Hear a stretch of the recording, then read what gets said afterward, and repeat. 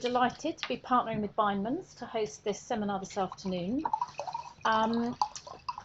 We are working with Selman from Bindmans and Steve from Monckton's, and I'll do longer introductions later.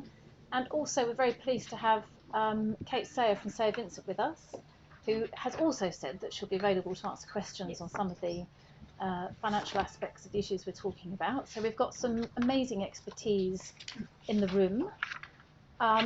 We have an hour together, and then we're going to have some drinks and networking, as you know. So we're going to go through our presentations at some pace. So I shall start off by setting the context somewhat, and then I'm going to pass on to Selman and then Steve. So I will have to sit down in a minute because I've got some slides to show you, but I guess just to start off, just very briefly for those of you who don't know about the Sheila McKechnie Foundation, we are a charity that exists to support and champion campaigners. We do a lot of training and coaching, and I know some of you have been through our training and coaching programs, and we also seek to be a voice for campaigners and to champion campaigners. And so as an organisation, we obviously take a keen interest in the space to campaign and the ability of people and organisations to campaign. And so that's why we've been particularly pleased to partner with Steve and Selman to look at all the issues around the law and campaigning, obviously absolutely critical to all of us involved in campaigning. And at the moment, some pretty juicy questions and issues for us to explore. I am very pleased to say that we have to share today the results of a survey that we carried out in the summer. We plan to do this on an annualised basis, so a survey of campaigners, which I think of itself is unusual because it's not often that campaigners get approached as a constituency or as a community, if you like, and I think we feel that it'd be a very good thing to have more of an active dialogue with the campaign community about issues. So this year's inaugural survey, which some of you may have taken part in, was through the summer months, and we've launching the results today. And I must say, they really are quite striking. So without further ado, I shall go into them, but I will sit down, otherwise I won't be able to see. Oh, it makes a noise. Turn it up. Other way. See, I do that with the television, and I point it at the screen for ages, and then finally one of the children says you're pointing it the wrong way. So, right, click. Perfect. So, our survey. 100 people took part, 100 campaigners in different organisations, most of whom based in England and in a variety of roles, all of them involved in campaigning in one way or another. And 67% in registered charities, and then others that are in other types of community organisations or individuals, and quite a spread in terms of size of organisation. So what did they tell us? Well, actually, this word cloud, I think, is quite interesting because, as a lot of you will know from your own work, the language of campaigning has become quite difficult, and the terminology. So the word campaign itself has become, I would say, quite toxic for many people, certainly contested. Lots of organisations being encouraged not to use the word campaigning. Advocacy seems to be acceptable. Influencing, acceptable. Voice, that's okay. But campaigning is, you know, eyebrows raise and back stiffen and people start to worry what you're about to do. Obviously, a big issue for those of us that do recognise campaigning as a concept and a term. However, interesting to see that in the answers, so we asked people to give their definition of campaigning, and if you put all those words into a computer, the word that comes out at the centre is change, which I guess intuitively feels right. That is what it's all about. It is about effecting change. But the word change on its own obviously isn't a substitute for campaigning, but interesting to see where the language coalesces. So I guess the first headline response, which is reassuring, that of our respondents, 88% of people think that individuals and groups should be free to campaign. So that's good news, the overwhelming consensus that organisations should be able to campaign. And yet, 91%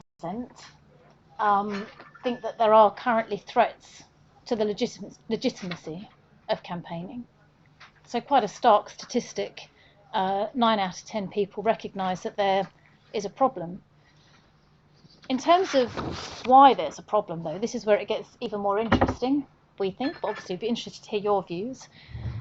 The top reason given in our survey for the problem is actually negative media coverage. which I'll say a bit more about later, but presumably related to issues about reputation, organisational reputation and risk. The next answer, conditions of funding. So as we all know, there have been moves to attach clauses around campaigning to funding from the government, and they are in place in some sectors, but not attached to all contracts. But there is a generalised sense of anxiety about conditions of funding. But then the third response, also very interesting, is senior managers and trustees becoming more cautious about campaigning. And, you know, I think that's really striking again, that there are changes going on in the campaign environment, but I think some very interesting evidence of what you might call self-censorship from organisations, and particularly from senior management and from trustees, who quite rightly need to manage risk. That is absolutely part of their job. But I think in what has become quite a complex environment, a changing environment, being overcautious and pulling back from campaigning. And I think I would say myself, from I guess my own experiences of talking to lots of senior managers and trustees and also funders actually, maybe a sort of questioning about the legitimacy of campaigning and whether organisations should be doing it at all. So a very interesting spectrum of responses that show that this isn't a one-dimensional problem. There are different facets to it going on. And as Steve and I were saying earlier, it can't therefore be resolved by one intervention, by one source. It's something that we need to look at as a sector, with the government, with the regulator and with the media. What has this meant for campaigning? So it has had consequences, and some quite far-reaching ones. So over a third of our respondents have said it's harder to get funding, saying it's made their board more cautious, made their senior management team more cautious, and also harder to generate support from politicians. Again, that sort of generalised sense that people are pulling back from campaigning and being more circumspect about it. You can see at the bottom that 1 in 5 organisations, respondents, saying that it's reduced the amount of campaigning that they do, 21%. I mean, that's quite a lot. This is our first survey, so of course what will be interesting is to see through time how the figures move or change. But, I guess the way the question was posed would be, have recent changes affected your campaigning? So 1 in 5 saying that it has, seems to us to be quite a lot. 10% saying it's actually led to more campaigning. And actually, if this isn't an entirely inappropriate thing to say, we think campaigning is a growth market at the moment of the world, given all that's going on politically and all the issues around, that we do need more campaigning. And indeed, the next question asked that very question: do we need more campaigning or less? 86% of respondents saying that they believe there should be more campaigning. So then in terms of, we did ask people what we could do as an organisation that seeks to champion campaigners, and again, quite interesting that the highest response was for more positive media coverage and a more positive public debate about campaigning. And it's something that we at SMK and with others are very keen to do. It's quite interesting to consider how to do that, because actually in launching these media results, I think we were anxious to have a public story that wasn't just bashing the government, because it doesn't feel, honestly, that would be constructive on our part. But as I'm sure all of you know, trying to get the media to tell a more nuanced story isn't always straightforward. And I think it's something that organisations will need to do together. But we're very keen to do that, and we are actively recruiting organisations who want to be part of a consortium. So if it's something that is of interest to you and your organisations, then please speak to me or other SMK folks in the drinks at the end. So I guess, by way of a few concluding remarks from me about the sort of context for campaigning at the moment, it's definitely a space that's on the move. Let's say. I think that we all knew ourselves from our own experience that the problems were quite acute, but I think this survey provides some quite firm evidence that it is, and that there is a real problem and a real challenge.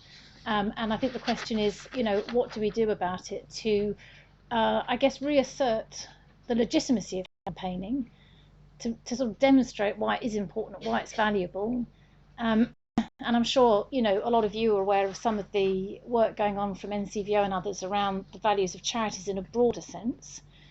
But I think within that, there's a particular set of issues around campaigning. And I guess, you know, other than the obvious benefits that people tend to talk about, such as giving evidence to government on the impact of policy, or holding government to account when things are not going right, you know, redresses for injustice and so on.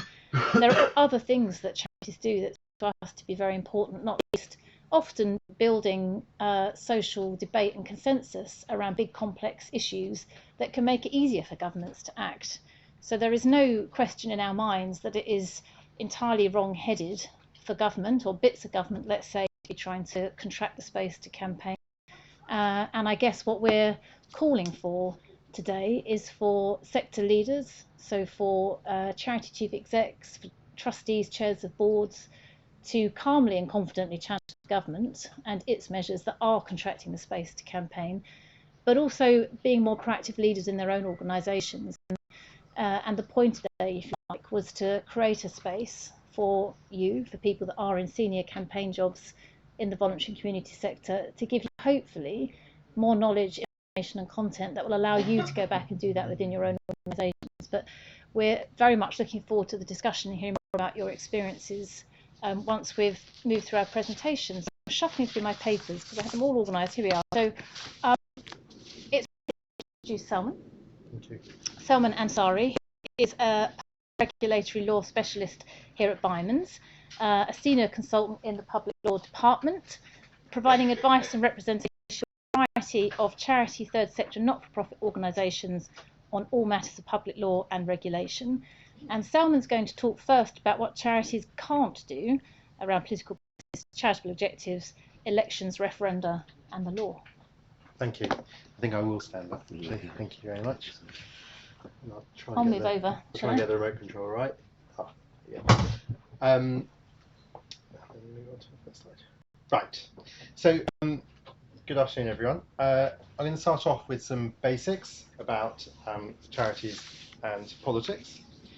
So the basic is that in order to be registered as a charity, an organisation needs to have charitable purposes, and these need to be for the public benefit, and that makes having political purposes quite difficult, because the courts have decided that actually for them to decide whether political purposes are for the public benefit or not is not an arena that they want to get into. So they don't want to make decisions about, for example, whether the NHS should exist or not. That's for Parliament to make that decision. Once Parliament has made the decision that the NHS should exist and that it should provide care free at the point of service, then it's for courts to judge whether they've carried out or made good on that promise. So there's a distinction between policy and politics that the courts draw. And the expression of that in relation to charities is that you can't have a political purpose, but you can campaign. And the distinction between politics and policy is something that we are going to talk about a bit more later. As I say, politics can play, in relation to policy, a legitimate role in the life of a charity. More on that later. Charities can campaign too. More on that later. You might be thinking, why am I avoiding talking about anything? And I'll give you quite a straight answer. The original plan of this talk was for me to be the bad cop to say what charities can't do, and for Steve to be the good cop and tell you everything that charities can do. Whilst I reluctantly went along with this plan, once Steve and I started discussing this plan, the detail of this plan, we saw that actually there's a lot that charities can do. There's more that charities can do than they can't. So I'm just going to sort of outline, really, rather than just being bad cop, I'm going to be a fatherly cop and just give you some sort of guidance as to things to look out for when you're a charity. So, as good fathers do, some don'ts. Charities should never have cause to engage in party political activity. So to attach yourself to a particular political party and its campaign manifesto is a no-no. Parts of it maybe, but more on that later. Charities shouldn't give support or funding to a political party, candidate or politician.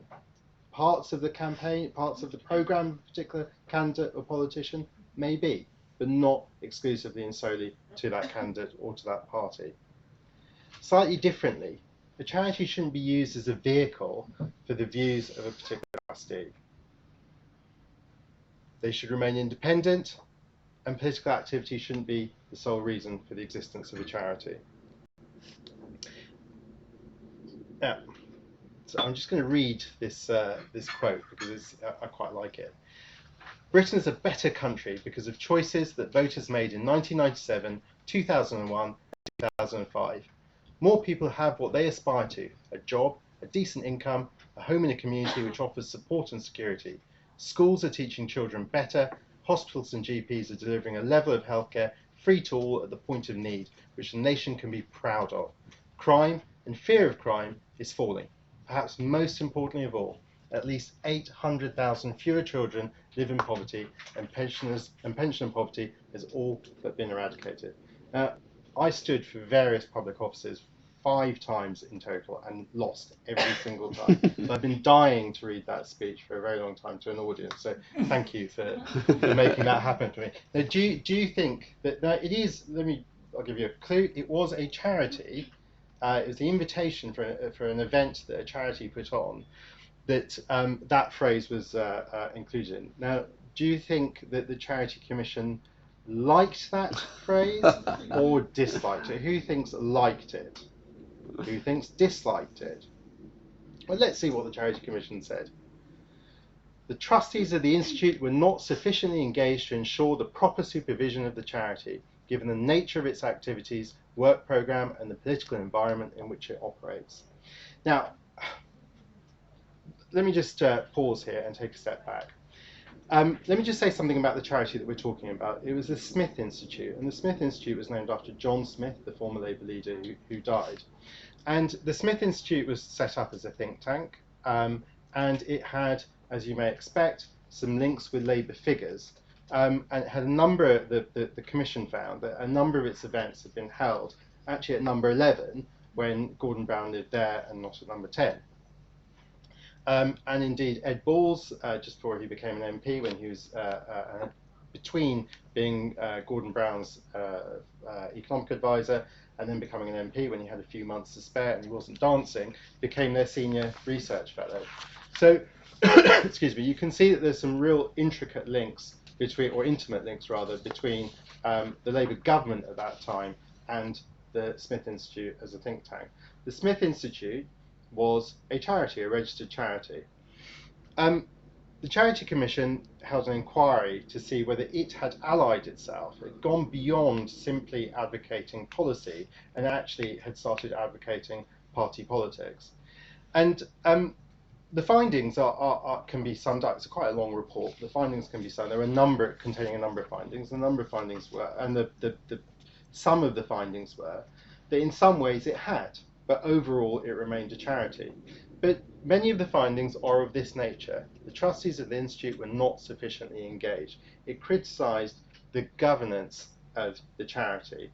And when I said at the beginning that a charity should not be used as a vehicle for a trustee's personal political views or personal political agenda, whilst I don't think that's what happened at the Smith Institute, the point is about governance. The point is that charities should have good governance, and they are the guardians of ensuring that the line between policy and politics, or permissible policy support and impermissible political support, is not crossed.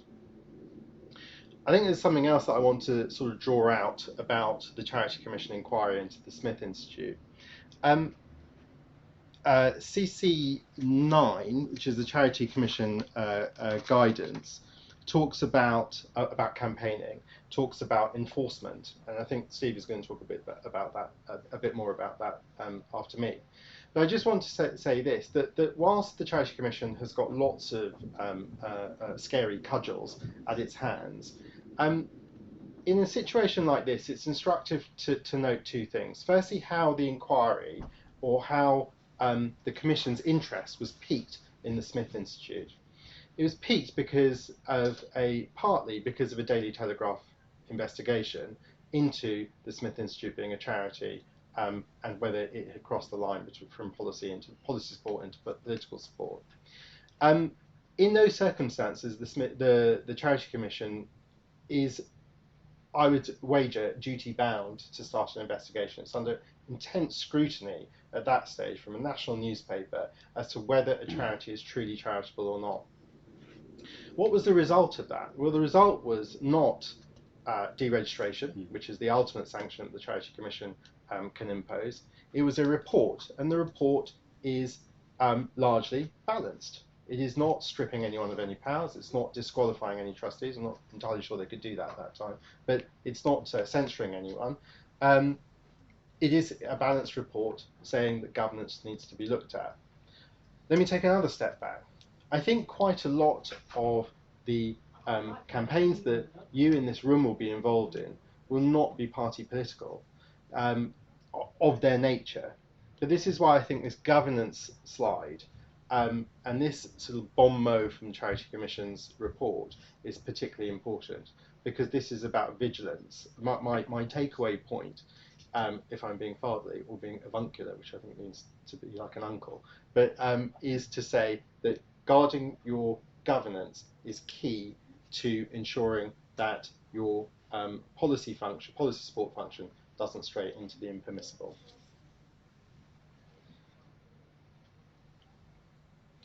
I'm going to go back now to, I'm going to deal with I'd hesitate to call it a smorgasbord of points because it's only got 3 things on it, but let's start with 3 slightly diverse points which all come under the umbrella of don'ts or things that charities should be concerned about. Reputation management is the first of the first cheese that's available on the smorgasbord, and it's interesting the results of the SMK survey, because it's sort of the flip side, that there's a fear of what will happen to a charity's reputation that stops it from campaigning. Well, I've sort of put it in this way.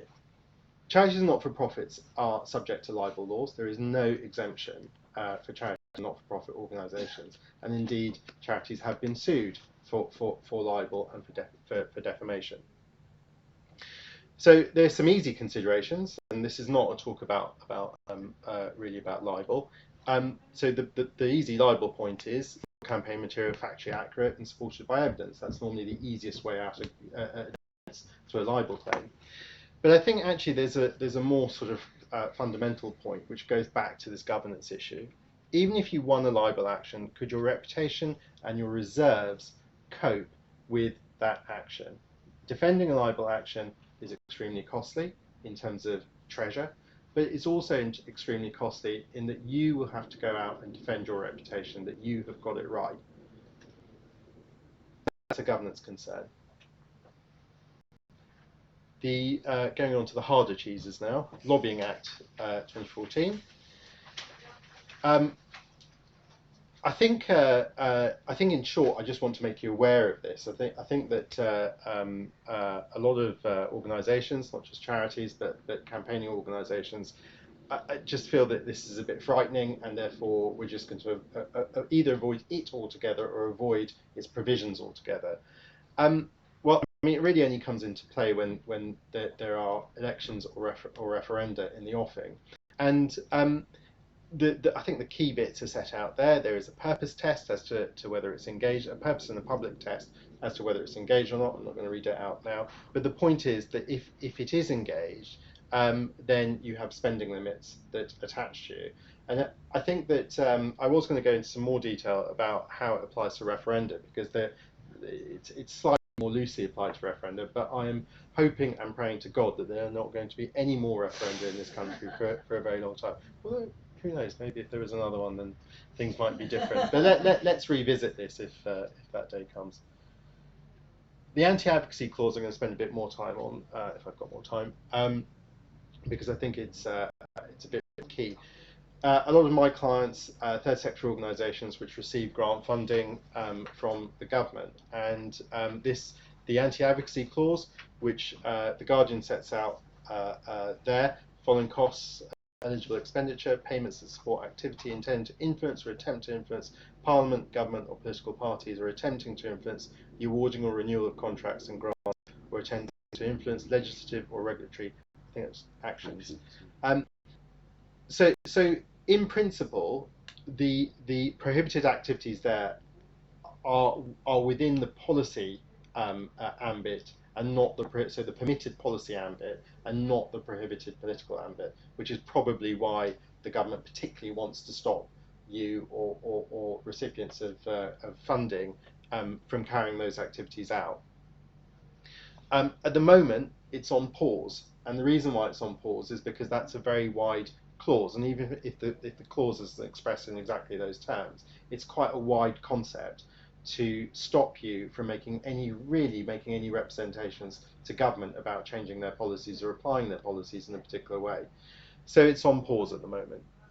So one, there's a watch this space about what happens with the pause, but I think another aspect of the pause is that it's very unclear to us exactly what the terms of the pause are. Is it pause forever?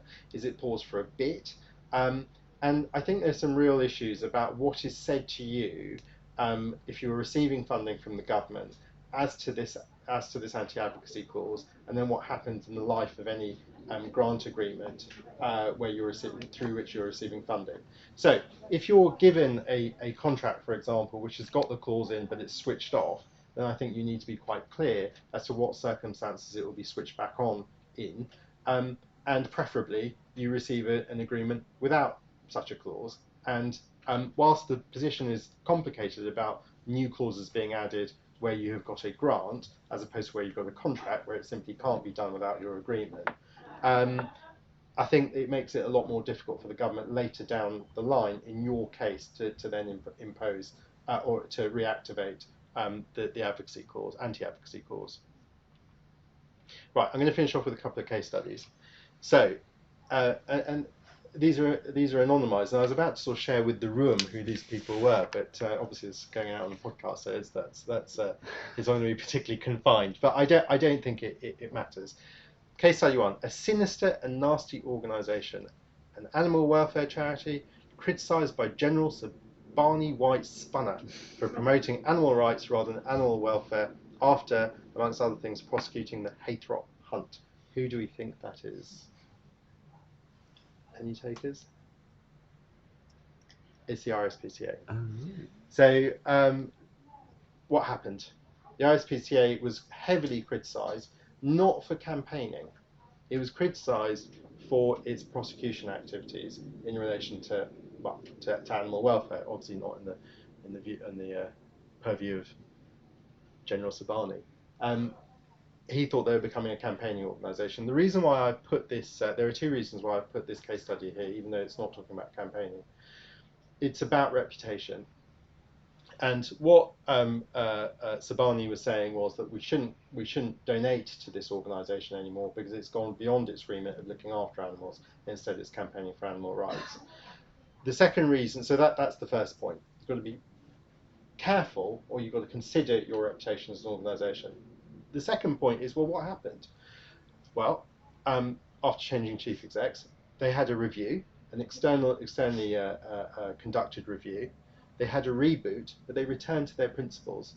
The reboot means that they have not abandoned their prosecution function. They've shaken it up a bit, and they've shaken its governance up a bit as well, its leadership up a bit. But they've returned to it. They haven't abandoned it. And I think that's something that really comes out. And when you've been described as a sinister and nasty organisation, I've been advising charities and not-for-profits for about 18 years, and I've never had one of my clients called that. So that's pretty serious. Case study 2. NGO, not-for-profit, but not an English charity, that investigates conflict and corruption. I've sort of worded this slightly coyly because they got sued, so I don't want to be.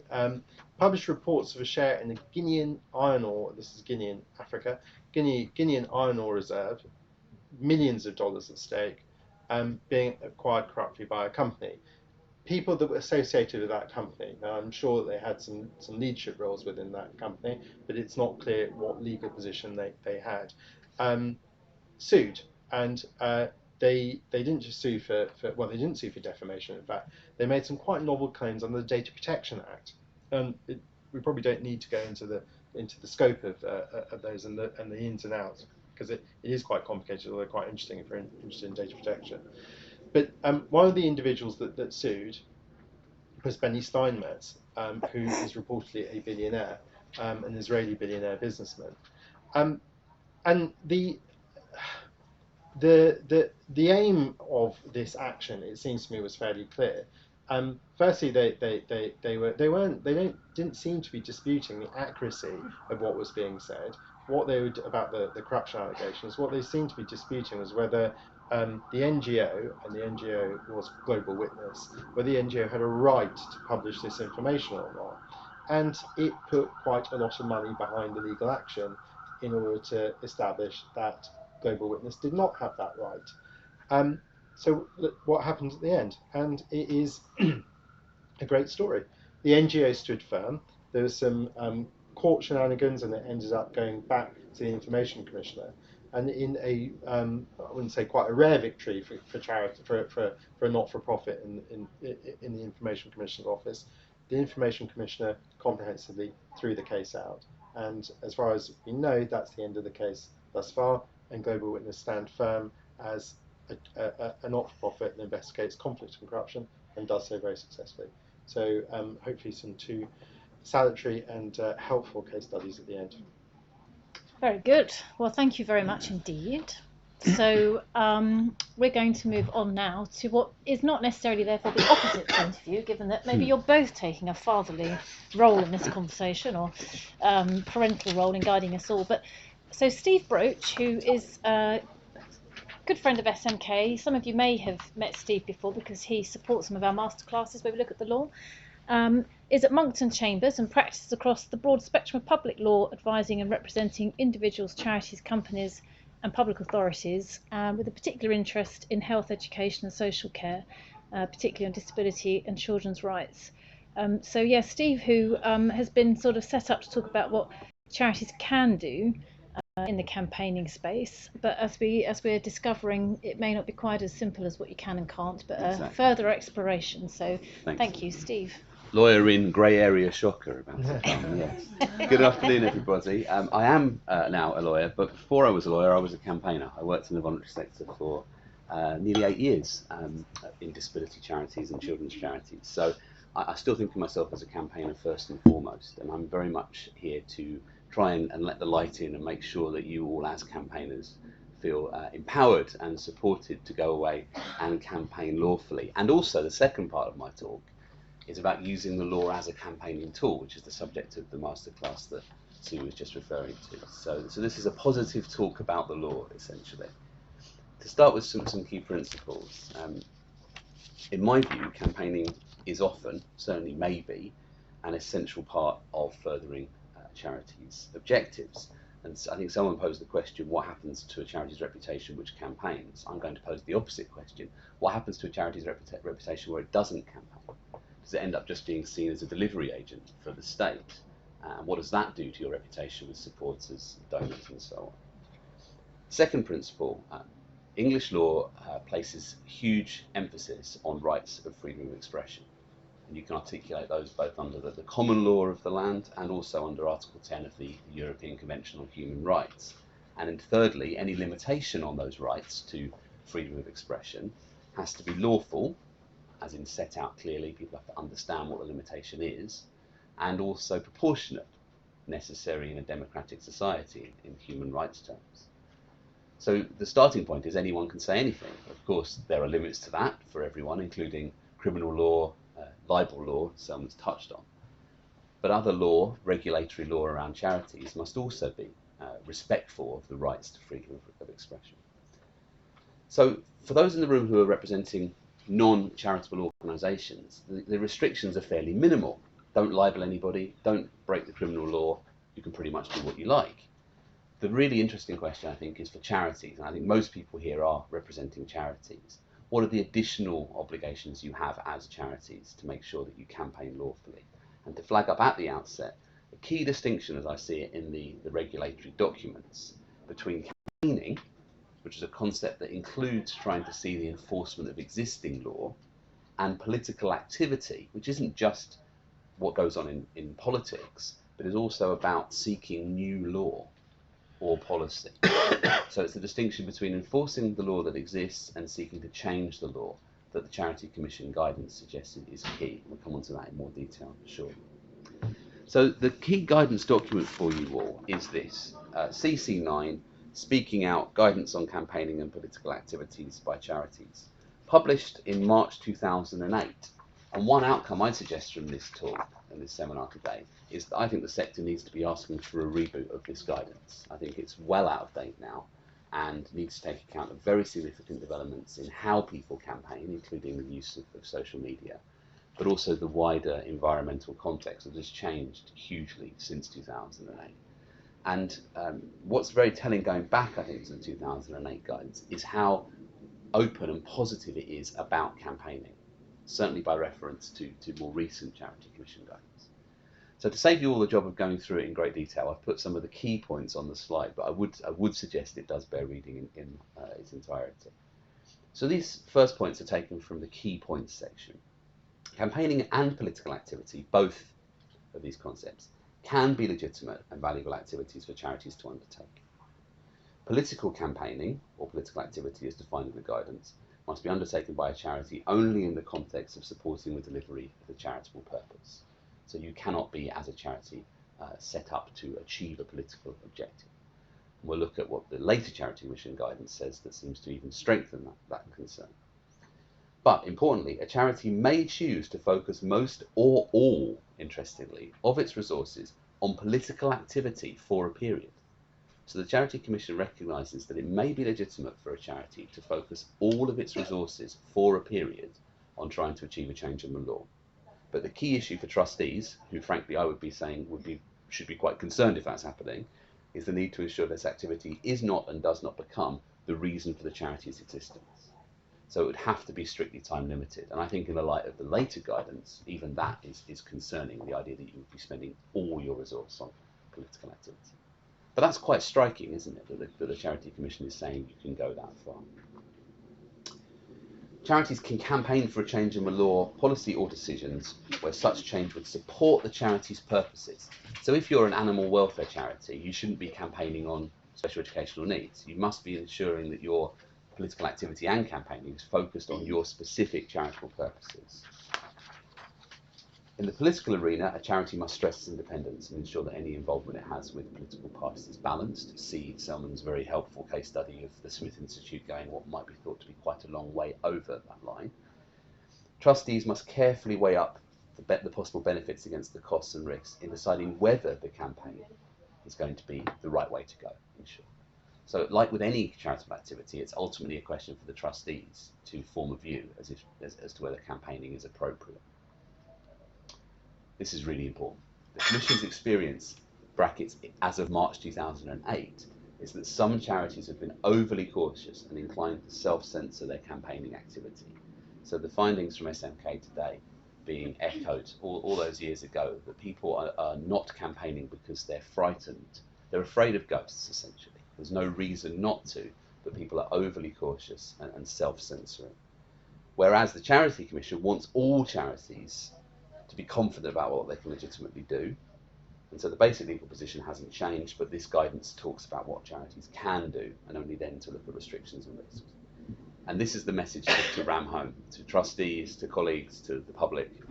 Campaigning, advocacy, and political activity are all legitimate and valuable activities for charities to undertake. Charities are uniquely placed to campaign and advocate on behalf of their beneficiaries. That's the message. You should be doing this, and you should be doing it within these limited confines. So this is the definitions slide, which is where we get some interesting issues, I think, in the grey area between campaigning and political activity. So campaigning is awareness raising, efforts to educate or involve the public by mobilising their support on a particular issue. That's all fine. Or to influence or change public attitudes. So I think we can all agree that that's all campaigning. But it's also activity which aims to ensure that existing laws are observed. So when Selman and I discussed this earlier in the week, it might be thought that means that any legal case in which a charity is involved is campaigning, because all legal cases are about trying to ensure the law is observed. On the other hand, political activity includes activity which involves trying to secure support for or oppose a change in the law, or in the policy or decisions of central government, local authorities or other bodies. Now, there's obviously an issue here, because what happens if you're trying to say that a government policy should be changed because it's unlawful? On this interpretation, that is both political activity and campaigning. And the guidance does say, I think I've written the quote down, that there's not always a clear demarcation between these two things. But given that law trumps policy, I think if you're trying to enforce the law, which would include enforcing human rights, for example, you are in a campaigning space rather than a political activity space. But that's an issue you may need to get advice on if you feel that there are concerns about going over the line. Bear in mind, of course, that there's no problem with political activity per se, it's more closely regulated, as we'll see. So while there's no limit on the extent to which charities can engage in campaigning, no limit, bear that in mind, political activity can only be a means of supporting or contributing towards the achievement of charitable purposes. So a charity cannot be set up to achieve a change in the law, but a charity set up to promote the interests of homeless people can, as part of that, seek to achieve changes in the legislation around homelessness. Note this one well in the middle. Selman was talking about trustees' obligations. There may be some charities which cannot campaign because of restrictions in their governing documents. So the trustees among you and those advising trustees have got to go back to the memonats, the governing documents, and make sure that you think that you're allowed to campaign, essentially.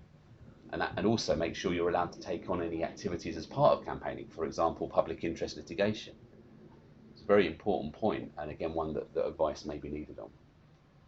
So while charities do not have to campaign, trustees should consider the best way of achieving their charitable purposes. And as part of this, they may need to think about the role campaigning could play. So a clear steer towards considering, at least, being involved in campaigning. Trustees must be satisfied on reasonable grounds, and that includes taking advice where they need it, that the activities are likely to be effective, and then some examples of how they might do that. All very straightforward and usual advice for trustees, but essentially campaigning no different to any other kind of charitable activity. So that's all good. CC9, I think, is all good. The fly in the ointment, if you like, comes along in September 2013, when CC4 is, I think, republished, What Makes a Charity, guidance on charitable purpose. And the problem with CC4, which looks like this, they all look the same, is found in Annex B. Bad things are always hidden in annexes, aren't they? You have to get to the back to find the problem. And Annex B is headed about political purposes, and the starting point is a purpose that is political cannot be a charitable purpose.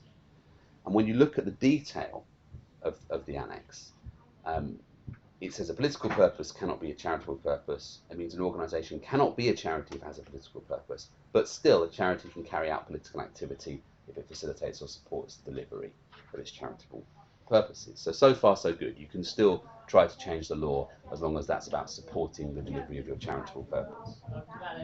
But when looking at whether a charity or an organisation has a political purpose, the guidance suggests, and it's pretty, I would say, poorly drafted. I'm not sure we can say it's clear that this is what the Charity Commission means, but it suggests that these things will include impermissible political purpose, where the political activity is integral to the organisation's work, or where it's at least part of the reason for the organisation's existence. And I think it's the words "at least part" that are problematic there, because what CC9 says is that political activity can't be the reason for your existence. Fine, I think we can all understand that. But at least part really muddies the waters, doesn't it? Because if you're trying to achieve a change in the law, if really that is part of the reason you exist, the Charity Commission is saying, no, you can't be a charity. And also, what part? What, 1%, 10%, 50%? So I think there are some real issues about CC4 in the area of political activity and political purpose.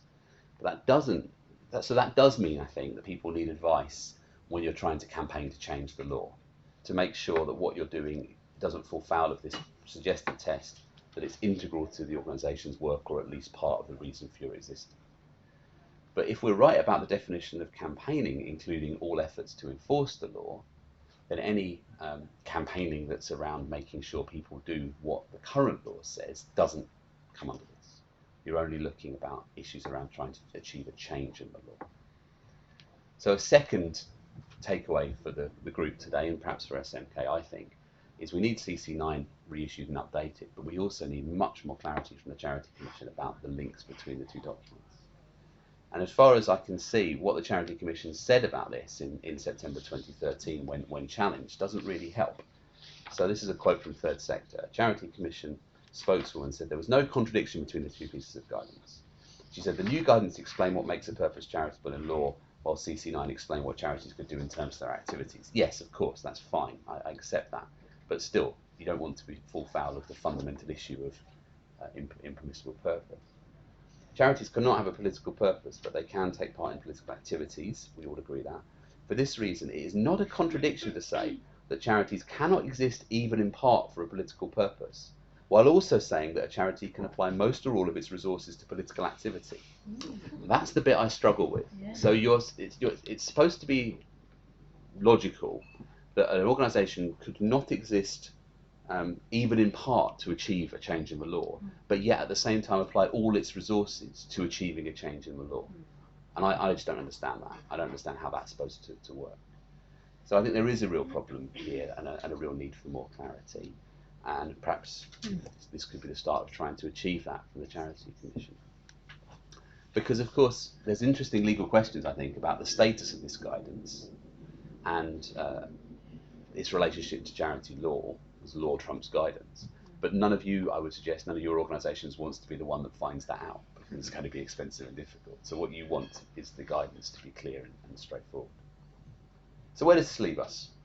Bearing in mind none of this is advice, but just some suggestions. There is, it is clear, no restriction on campaigning, including efforts to ensure the existing law is enforced. Restriction is on political activity, which includes trying to secure a change in the law. CC9 says that political activity can only be a means of supporting or contributing towards the achievement of charitable purpose, but it can be a significant contribution. CC4 says a charity can carry out political activity if it facilitates or supports the delivery of its charitable purpose, but here's the kicker: political activity must not be integral to the organisation's work, or at least part of the reason for the organisation's existence. That's what you need to keep in mind.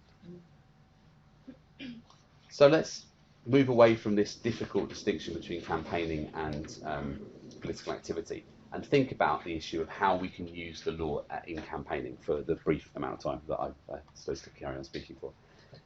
So increasingly, I think, charities are getting involved in litigation using the law in the most obvious way, which is by being part of a case that's going to court. And there are some different models for that. So one, and the most obvious model, is charities themselves bringing claims. One example I was thinking about earlier today was the incredibly successful work Client Earth have done to challenge air pollution issues, and repeatedly winning in court and gaining important practical outcomes, but also huge profile, no doubt, from those successes. And another that comes to mind recently is the Public Law Project, which is a specialist legal charity, bringing a claim about the residence test for legal aid that they won in the Supreme Court. And it does seem to be that it's generally the charities that are pretty much legal that are prepared to go that far and be the claimant in many cases. But there's no reason why that should be so if you've got access to good advice independently. A second tier involvement is to intervene in a case. So where the claim is being brought by someone else, often an individual with the benefit of legal aid, the charity can intervene to put particular submissions before the court, either on the law or the facts. And an example here is the benefit cap case, where the Child Poverty Action Group intervened to put forward wider issues in the Supreme Court. And then one step further down is a claim I was involved in, which is Matheson, where a family with a severely disabled child established that the rules that prevented children from continuing to get disability benefits in hospital were unlawfully discriminatory. And that's an interesting one in terms of the conflict between campaigning and political activity, because that was definitely an attempt to change both policy and regulations, but it was done through saying the higher law needs to be followed, which in this case was the Human Rights Act. So I think it was campaigning. In any event, for this purpose, what matters is that it was the evidence from two charities, Contact the Family and the Children's Trust, that really established the wider detriment and helped the Supreme Court find that those regulations were disproportionate and unlawful, so discriminatory, sorry, and unlawful. And so those different levels of involvement have different resource implications, different potential benefits, and perhaps we could talk about that in questions. Some issues to consider if you're going to get involved in litigation. Funding is probably the number one consideration. How are you going to fund your own legal representation? There's various ways. You might be able to persuade lawyers to work for free. They may well work on a discounted fee basis for you. You could try and crowdfund, that's a huge growing area. Or if a legally aidable person can be the claimant, then they will be able to fund the claim. So that's one problem. The much bigger problem, though, is how do you meet the other side's legal costs? Because your lawyers will want to help you. The other side's lawyers will actively want not to help you because they don't want the claim brought. So you've got a much bigger concern there. It's how are you going to pay the costs if you lose? You could try and agree no order for cost in advance, get a protective cost order, which is a mechanism to cap the amount that you have to pay. Or again, if there's a legally aided claimant, then legal aid comes with cost protection. But interveners are now at risk in terms of costs, certainly below the Supreme Court, because of new changes introduced in 2015, which again I can talk about in questions if people want to know more. What about other ways to use the law? I think it's really important that we don't lose sight of the fact that the law is a campaigning tool in your toolbox more usefully than simply by going to court. And so just 4 quick suggestions or things that you might think about, ways you can use the law. The campaigning opinion has been very effective in many cases. So charities or other groups instructing lawyers to give an opinion or an advice that says that something or some policy or some regulations are unlawful, which is then used to try and persuade the public body to change how things are done. Using ombudsman and other kind of complaint mechanisms can be very effective, not least because they don't cost anything. There's no cost risk. And it is important, of course, they're applying a different test, usually maladministration rather than pure illegality. But ombudsman's decisions can be very effective, can get publicity, can involve compensation and so on. The international law arena is an interesting one for, I think, for NGOs to explore. For example, the UN Disability Committee, which considers compliance with the Convention on the Rights of Persons with Disabilities, has an individual complaints mechanisms. Could you support your client to bring a complaint to a UN body, which again is going to have far less cost associated with it? Or what about other kinds of domestic bodies? I was struck by the fact that the Deliveroo drivers are trying to get trade union recognition through a rather obscure body that exists to decide whether people should be allowed to join unions. And that's another way of achieving people's rights rather than going to court. So we can be creative with the law and not always litigate, but litigation may well be an important part of your campaigning mechanism. Emphasise again the need for proper sign-off. If you're going to get involved in using the law for campaigning, does your constitution allow it? Have the trustees approved it generally, but also in that specific case? You will want trustee sign-off for the particular case you're going to be involved in. And just to bear in mind that trustees could be personally liable for costs if they're unable to demonstrate they've taken the appropriate level of care. So get your lawyers to advise you on that. So a few conclusions. I think it's really important if NGOs and charities are going to use the law that you work with lawyers and make links with lawyers in your sector. When I do this talk with Matt Downey from Crisis on the workshop, we go into much more detail, he sometimes says that if he was starting a campaigns team from scratch, the first 2 people he'd recruit would be a lawyer and an economist. And I completely agree, at least on the lawyer. I'm not bothered about the economist. But if you haven't got lawyers in your team, then you need to work with external lawyers, and people will want to work with you to bring these kinds of cases. You do have to think about the impact of being involved in litigation on your relationship with public bodies. I'm aware of at least one charity who the central government department will no longer talk to as a result of having been involved in litigation. On the other hand, I'm also aware of charities that have significantly enhanced their influence by being involved in court cases because they're taken more seriously. So you need to think about how it's likely to play out for you. Make sure you've worked through all the funding, the practicalities in advance, but at the same time, you've got to act quickly. Most of what we're talking about in terms of litigation and campaigning will be done through judicial review. Judicial review claims have to be brought promptly within 3 months in most cases as an outside limit. Some cases around environmental issues, 6 weeks planning decisions, for example. So you've got to move fast, which means you've got to have the links and the networks in place in advance. So that's a real whistle-stop tour. I think I'm just in time. Brilliant. And thanks everyone. Are we going to take questions now? So is that We are. I was going just before we take questions from the floor, though. Actually, I just wondered, Kate, did you want to say anything at this juncture? No, I'll wait for questions. You're going to wait for questions and see what comes along. So in that case, we will. So thank you very much, Selman and Steve. Really fascinating. It does give you some sympathy for the trustees and makes you think it's incumbent on us to give them good advice and so on. But yes, please. Hi, my name is Glenn Tarman. I'm here as a chair, not as a trustee. But back in 2007, I was looking after campaigning space for international development NGOs. So I wanted to just make a point and ask a question across all those presentations.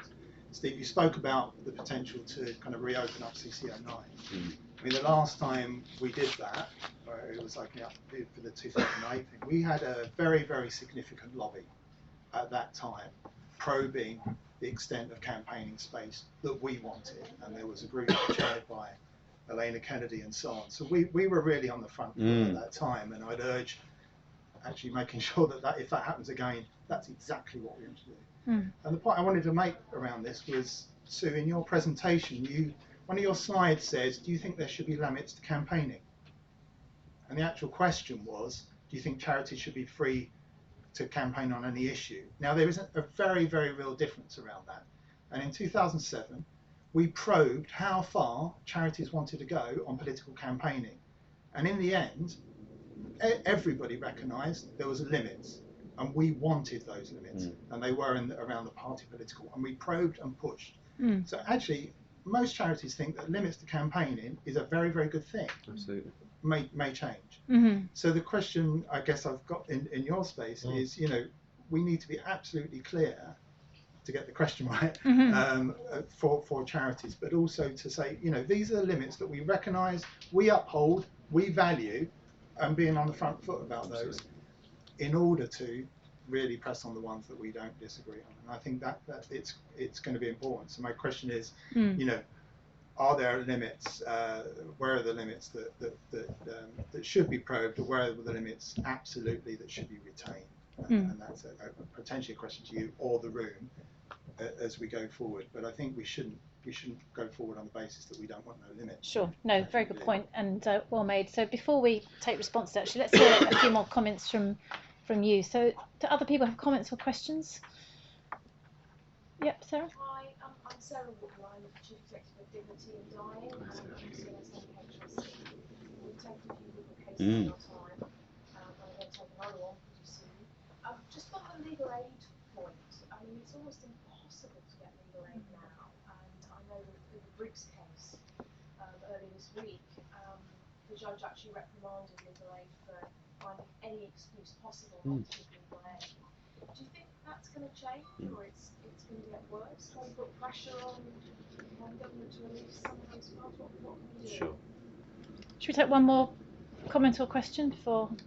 Yes. Oh, so sorry, in the stripy dress top. Yep. It was directed at the case study 2 from your presentation. Yeah.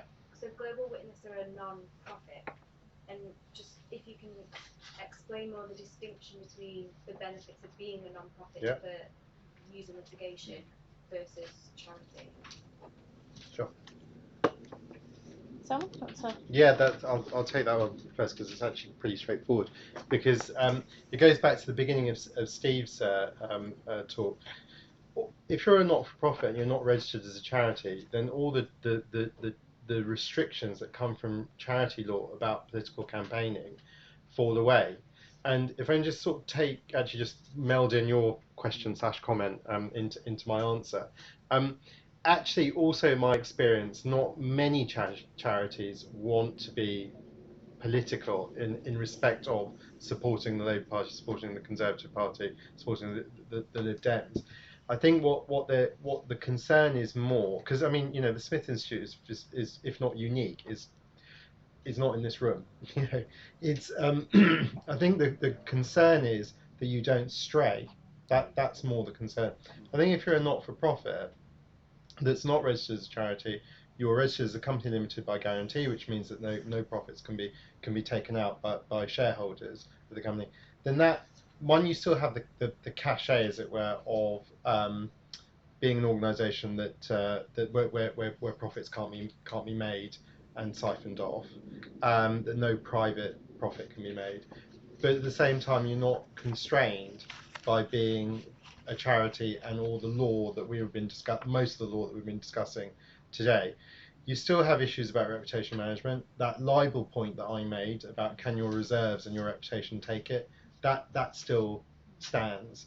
But and also you don't have some of the benefits of being a charity, such as taxation benefits and other sort of financial benefits that maybe Kate can talk about a bit more. But that's the sort of simple answer to that. And I think in terms of limits, it's not the party political. I think that's really a minority of cases for charities. I think the issue is about where campaigning sort of strays into, particularly for shelter. I mean, I remember shelter had a big issue because housing policy is such a big part of their campaigning component, or housing policy is the campaigning component of their charitable work, and they got into some trouble about posters around party conference.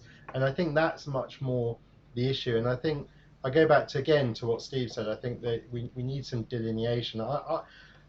I think this is cock up, not conspiracy. I think the Charity Commission themselves, I mean, the law is arcane. A lot of it is case law. It's not in the Charity Act. It's difficult, and this is the fudge they've come up with. And I think we want clarification on that. And I think what you were saying, just to conclude, your point about having a good lobbying front, which is clear about its demands, not necessarily its answers, I think is really commendable.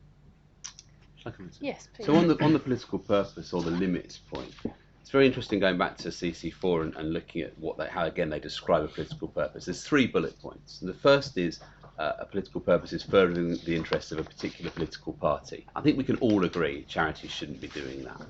So that's fine. The problem is number 2, securing or opposing any change in the law, whether in the UK or overseas, or securing or opposing a change in the policy or decisions of central government or local authorities or other public bodies. So given that campaigning is supposed to be about change, what you're then told by your regulator is, well, any attempt to achieve change in the law or policy is a political purpose and therefore is subject to very close scrutiny. And I think that's where I want to probe, not on the question about supporting the Labour Party or other parties, but on the question of, is it really necessary to so rigorously restrict attempts to change the law? Now I understand in CC9 where it says that if your sole purpose is to achieve a change in law or policy, because the courts can't adjudicate on whether it's a good thing for that policy or law to change, you can't be a charity, fine. But when we get to the extent of saying that it's integral to the organisation's work, or at least part of the reason, that's when I think we have some problems and where the alarm bells start to ring. So it is really about changing 2 lines in the annex to CC4, but those are important principles for trustees. And on legal aid? I was just going there. So Sarah, I know that it's not impossible to get legal aid because I do a legal aid case a day at least. So there is still a legal aid system in this country. And one of my real concerns is when people say it's impossible to get legal aid, that's a self-fulfilling prophecy. Because if people don't believe they can get it, no one's going to ask. Now, judicial review, which is the area I'm mainly talking about, is always in scope for legal aid. There is no category restriction on judicial review. So there are 2 questions. First of all, has your case got merit? That's what your lawyers are supposed to tell you about. And secondly, can you do you qualify in terms of means? Now the means rules are really, really tight and not going to get loosened anytime soon, I don't think. So if you have essentially any significant income or savings, you won't qualify for legal aid. So that's a real problem. I'm not suggesting it isn't. But there are many issues where a legally aidable person will be a suitable claimant to bring a challenge. If that isn't true for your area, then you've got to look at the other more innovative mechanisms around cost protection, crowdfunding and so on, which I'm sure you're already doing. Can we campaign to make legal aid more generous? I'm sure we should. Is it going to succeed? I have my very significant doubts. The Labour Party's just published, I think, its review of legal aid and is recommending some changes, but not any massive enhancement of entitlement, and I'm not sure how far up the list of public sympathies it would be in terms of investment at the moment, given where we are.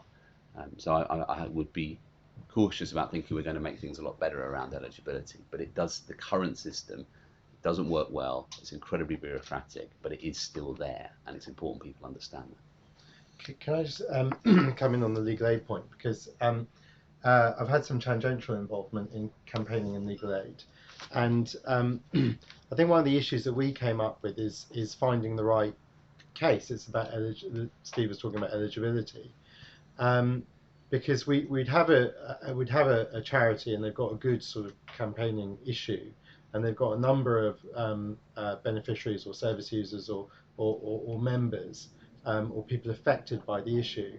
And then we were spending quite a lot of time trying to find the right person who was eligible, and actually going through, the charity to say, well, here's Joe Bloggs, they're a paradigm example of the issue that we're talking about. That'd be great. And then we go through the funding requirements and we'd have them in, and they just wouldn't qualify. Yeah. And linked to something about crowdfunding, I think we've got someone from Crowd Justice here. Have we? Oh, that would be good. Okay, well, I think it's a similar issue with Crowd Justice, with crowdfunding. I think if organisations or charities owned that fundraising part of the job, then actually I think a lot more cases would happen. So just to separate those, so with legal aid, if charities and not-for-profits or campaigning organisations made themselves aware of what the eligibility rules are, perhaps with advice, but just one-off advice to find the grid. And also there's a lot of stuff online that the legal aid agency puts up, which is supposed to be, I mean, I know it's not always, but is supposed to be accessible to lay people, to work tools and calculators to work out eligibility. I think if organisations made themselves aware of that, then actually if you've got a campaigning issue and you can find the right beneficiary, then or person suffering because of that, and then you can come to the lawyers, then the network that Steve was talking about. Then I think you're going to be in a much better position. And then just to jump to crowdfunding, we get quite a lot of is great cases, and at the end there's a sort of, and we're going to crowdfund this. It's sort of almost the other way around. It's like you've got to get the crowd together that has got £1 or £2 or £10, depending on how big your crowd is, ready to go, and then come to us and say, right, well, we've got this great case and we've got the crowd ready, and the minute you give us an opinion or you switch into this and we can put your name up on the website, off it goes, and each person will put £1 in or £10 in or whatever. Mm. And will trusts, sorry, this is something we could talk about all night, but will the more innovative and ambitious charitable trusts start thinking that actually funding public interest litigation is a way of really achieving social change? Because the legal aid system has been cut down, back and restricted, other people are going to have to try and come and fill that space. So it's an interesting time to be working in the area, and lawyers, firms like this, barristers like me, will want to help people find creative ways to get around these problems. You heard it here. So Kate was just going to come in, I think, with a comment. So it was interesting, the point that you raised then about the last time we had to deal with this, and I think it is quite likely that this will come up for review because it is quite old. But I was going to alert you to the notion as well that we would need to engage with other regulators as well. So something that has been going on for a little while before then, but has come much stronger, is that HMRC is a much stronger body, and actually the strongest body is probably HM Treasury, behind HMRC, and the Charity Commission is relatively weak in terms of the power balance in who decides what happens. The Charity Commission was greatly weakened by mistakes it made with things like the Cup Trust case, where it didn't notice that this huge potential gift aid fraud was going on. But even before that, HMRC hadn't been trusting the Charity Commission to be doing a tight enough job on regulation, and has made several attempts, some successful and some we've managed to rebuff through the sector bodies, to try and improve the gatekeeping that they do. Now, one of the bits of legislation they have is something whereby they can deem that costs are not qualifying costs. This is in a charity. which would mean that you are then not eligible for tax relief on the income that funded those costs. It's a very complicated and convoluted bit of tax legislation. But even that HMRC don't really think is enough, and they would like to pin things down much more.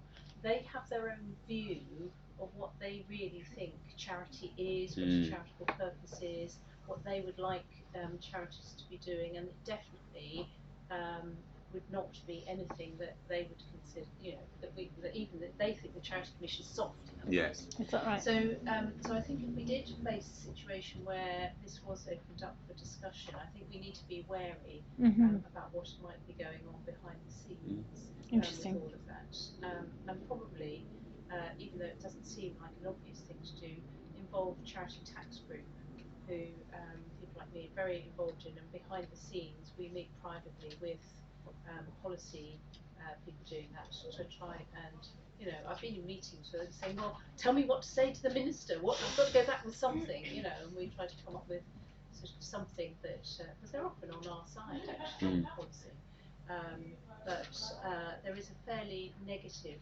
political environment, as we know, and that hasn't gone away, and in fact some of those people got even more. Should we take just another brief round of comments, but then we should close because we said we'd meet here until 5:30. There are drinks next door if you'd like to stay, but do people have a couple more comments or questions that they'd like to pose to the group? Or would you like to go and seize the wine? Nigel? Well, just on the NGO not-for-profit distinction, I know very little about it, but I'm conscious that, or aware that some organisations have two arms or two legs, don't they, like Friends of the Earth, for example. And I don't know if there's anything interesting in that, or any potential in that, or whether that's... Well, the reason for that, I think, is the political purpose problem, isn't it, Selman? It's also, well, it can be, and it could also be trading. So Kate will know more about this than I do. But often if they want to, because everything that we've been talking about here also plus trading as well, there's a sort of primary purpose trading. And so sometimes they want to set up a trading subsidiary. But that can be for political purposes. I think Friends of the Earth is campaigning, and Amnesty used to be. Yeah, that's right. Amnesty still is. I mean, that was because before the Charities Act 2006, they didn't have a list of 10 charitable purposes. We had 4. That's right. Advancement of human rights wasn't one of them, and it is now. Exactly. So yeah. With colleagues from Amnesty here, so you must. We are still very yes. We're section Anna. Yeah. But we campaign in our section. We raise much over That's pretty much as much as I know. It's not my sector, but yeah, we are both. Yeah, we have to be. And much debate regularly about whether to change that or not. Yeah, it's definitely a conversation. I think given that we've sort of gone over rather, and there might be people that need to go, Stephen, Selman and Kate, and obviously I will be here if you want to chat to any of us next door. So we should probably close this bit of our meeting. So I wanted really just to say thank you very much to Selman and to Bindmans, who have very generously hosted this event today, and to Steve for being part of it and bringing both of your huge pools of expertise. I mean, it's absolutely fascinating for a non-legal professional such as myself, but a keen campaigner, and realise there's so much more to know and understand.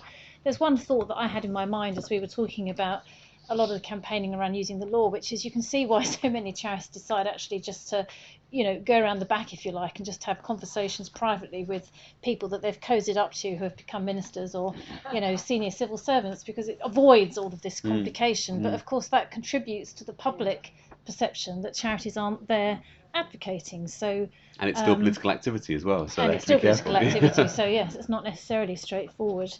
But it's a really rich and interesting and important area. So please, do stay in touch with us at SMK if this is something that you're interested in. And then I couldn't resist plugging that we do have a 5-day training starting in London, our 5-day implementing change programme.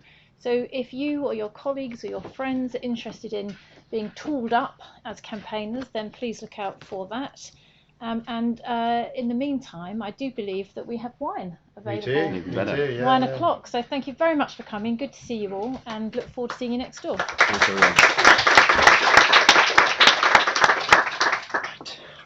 Thank you. Thanks. Places.